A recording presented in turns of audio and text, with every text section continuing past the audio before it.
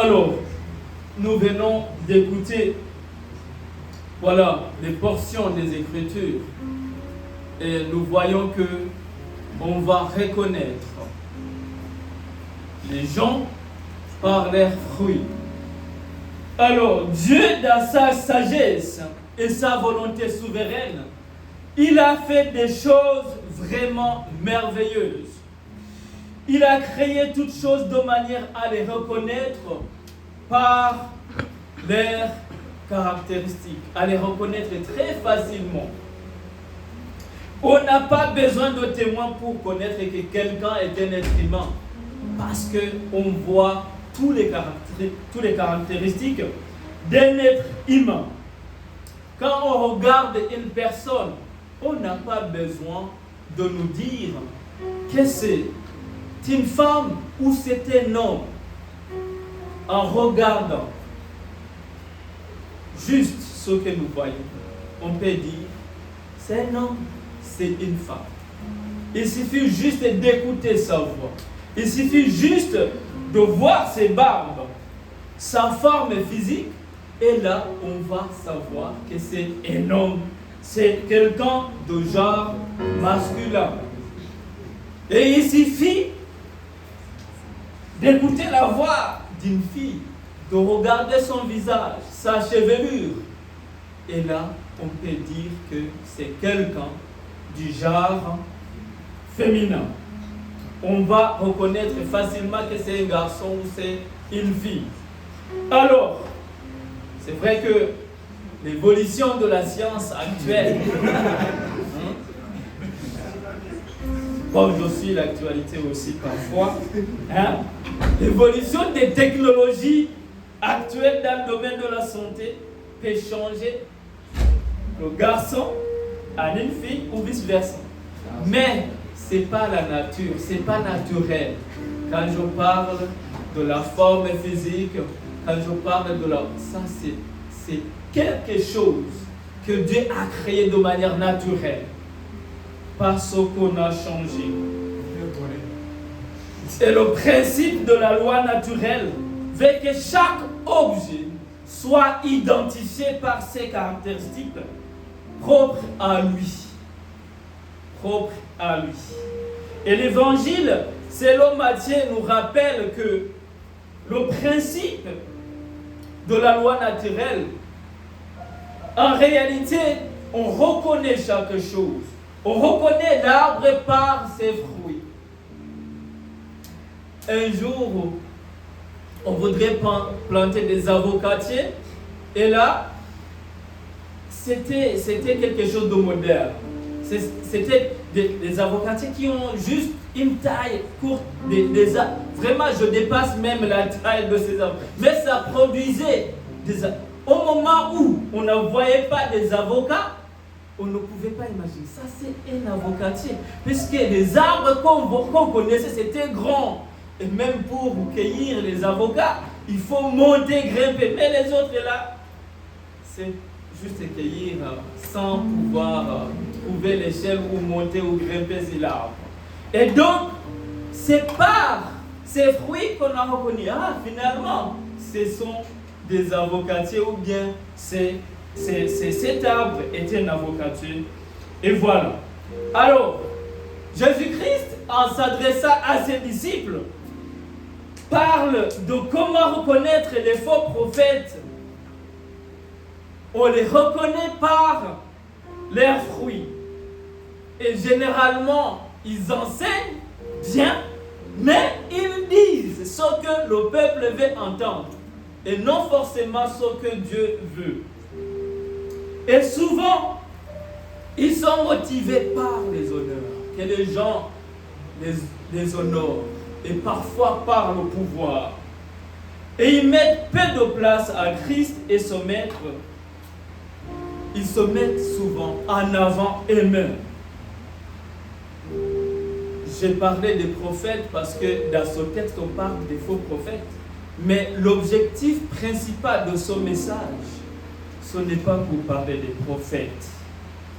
C'est pour parler de nous aujourd'hui, nous les chrétiens. Aujourd'hui,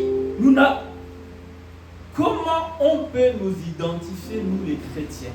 Par quels fruits te reconnaissent-ils? Les gens de notre entourage, à l'école, à la maison, à l'église, quand on est en train de marcher, à l'épicerie. Qu'est-ce que les gens qui sont autour de nous voient et qui témoignent que nous sommes réellement des enfants de Dieu? Alors, tout arbre se reconnaît par son fruit. Et quand la Bible parle du mot fruit d'un arbre, le mot fruit désigne souvent ce qui se produit naturellement. J'ai parlé tout à l'heure de l'évolution des technologies dans le domaine de la santé qui transforment telle chose en une autre chose. Mais maintenant, le mot fruit veut désigner souvent ce qui se produit de manière naturelle. Et il désigne aussi, dans ce passage, de la croissance spirituelle. Quand quelqu'un a grandi spirituellement, il a des fruits qui montrent qu'il est réellement un enfant de Dieu. Alors, le verset 17 et 18 nous dit « Tout arbre porte de bons fruits, mais le mauvais arbre porte de mauvais fruits. » Naturellement, ça vient de manière naturelle. Et un bon arbre ne peut porter de mauvais fruits, ni un mauvais arbre porter de bons fruits. C'est impossible. Sur un bon arbre, on ne peut cueillir que des bons fruits.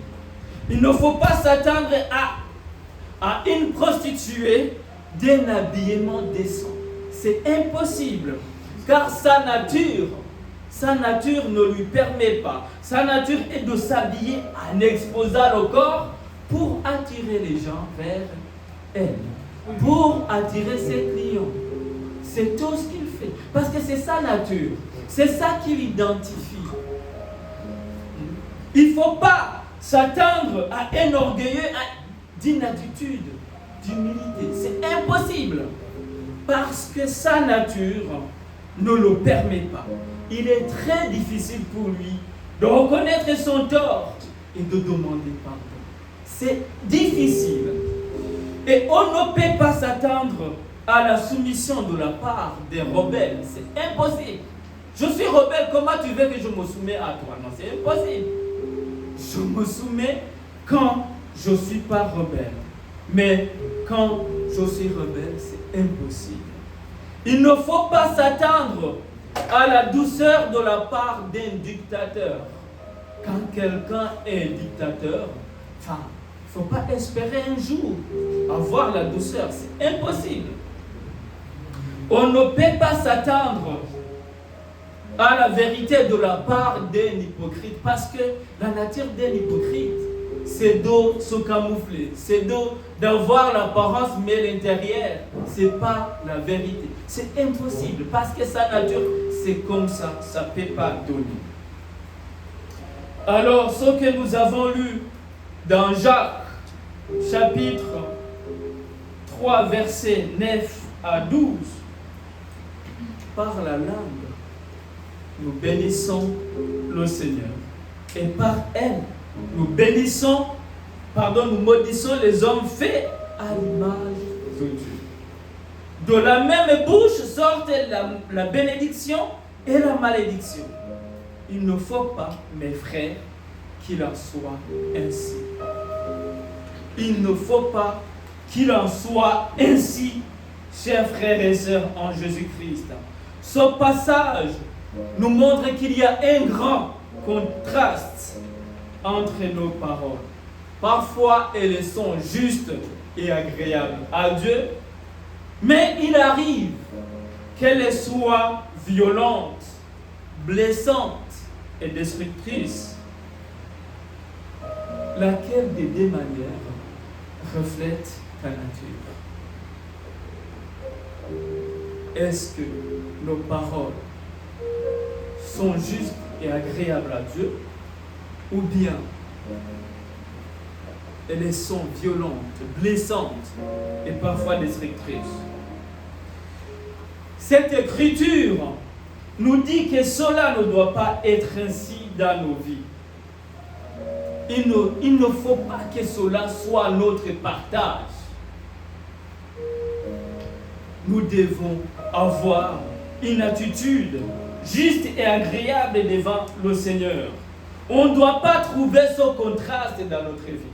Par contre, nous devons être une source qui fait jaillir de l'eau douce. Pas de l'eau douce et de l'eau amère en même temps, non. Qu'il ne soit pas ainsi, mes frères et sœurs. Il faut que nous ayons une source qui fait jaillir de l'eau douce, de l'eau qui amène la vie et non l'eau qui amène la mort. Et le Seigneur œuvre pour nous transformer de l'intérieur. Et le Saint-Esprit purifie notre cœur, c'est ce que nous avons chanté tout à l'heure. Purifie mon cœur. Et il nous accorde aussi la maîtrise de soi. La maîtrise aussi de la langue, la maîtrise de nos comportements.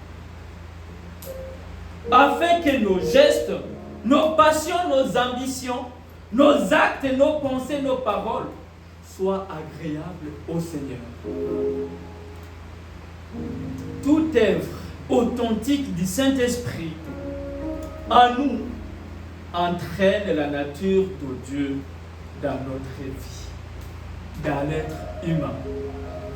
Il devient naturel de porter les fruits du Saint-Esprit quand le Seigneur nous a bien transformés. Il devient naturel d'avoir ces fruits que nous voyons dans Galates 5, 22. Amour, joie, paix, patience, bonté, bienveillance, fidélité, douceur et maîtrise de soi. Si vraiment le Saint-Esprit travaille dans notre vie, c'est ça que ça doit entraîner. Ça doit nous apporter la nature de Dieu. Et ce sera très facile de produire naturellement les fruits de l'enfant de Dieu. Et quand les gens qui sont autour de nous, nos voisins, comme je le disais tout à l'heure, ils vont remarquer ces fruits. Ils vont dire, réellement, cet enfant, réellement, celui-là, vraiment, c'est un enfant de Dieu. Par quels fruits te reconnaissent-ils? Alors, nous allons aller vers la conclusion. Quand nos pensées, nos actes, nos paroles ou nos gestes sont motivés par Dieu, il y a quelque chose qui se passe. Et quand ils ne sont pas motivés par Dieu, il y a aussi quelque chose qui se passe. Quand nos gestes, nos paroles, nos pensées, nos actes ne sont pas motivés par Dieu, ils conduisent à la jalousie amère. Ils conduisent aux ambitions égoïstes. Ils conduisent au désir et intérêt pour ce qui est terrestre.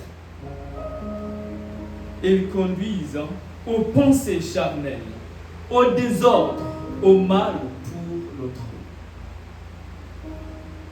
Mais quand nos pensées,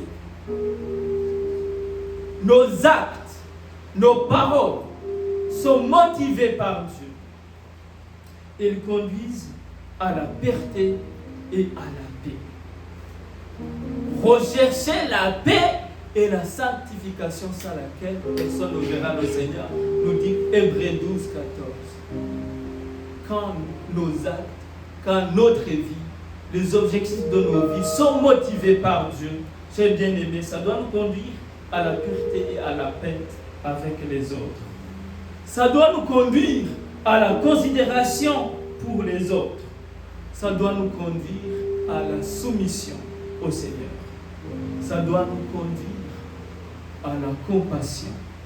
Ça doit nous conduire à la sincérité devant Dieu. Et ça doit nous conduire à l'impartialité. Ça doit nous conduire à la justice. Ainsi, notre témoignage pour Dieu devient évident. Ceux qui sont autour de nous, que ces fruits et sont délicieux, ils vont chercher à les cueillir toujours et à les avoir dans leur vie. Mais si ce n'est pas motivé par Dieu, chers bien-aimés, Dieu ne peut pas avoir son témoignage dedans. C'est normal. Parce que ce n'est pas lui qui nous motive. Vous voulez témoigner Christ avec fidélité. Choisissez de vivre de manière digne de la repentance. De manière digne de ce jour où on s'est engagé avec le Seigneur. Oui, Seigneur, je reconnais que je suis pécheur. Je reconnais que je mérite la mort.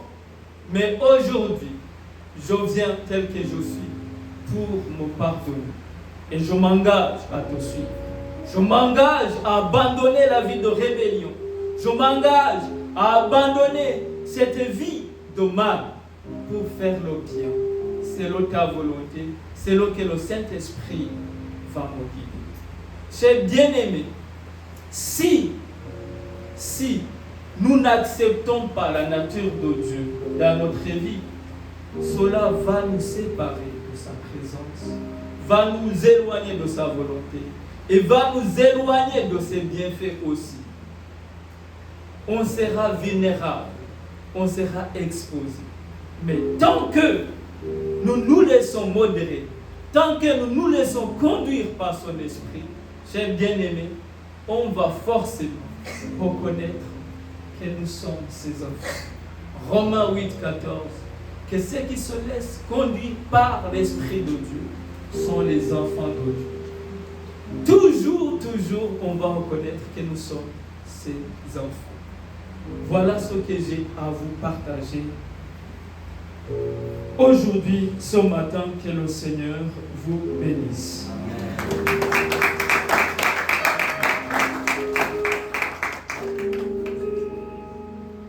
Nous allons passer au moment de la Sainte Seine.